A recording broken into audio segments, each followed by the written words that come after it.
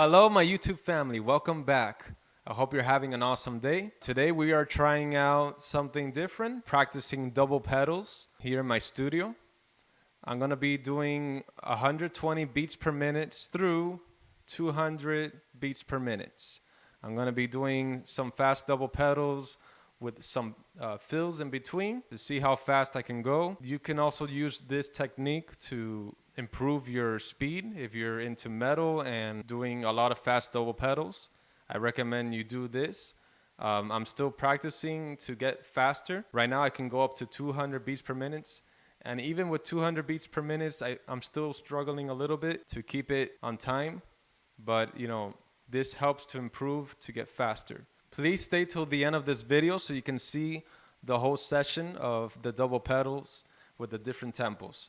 I hope you guys learned something today. Please let me know in the comment section below if you want to see more tutorial videos like this. I'll see you guys in the next video.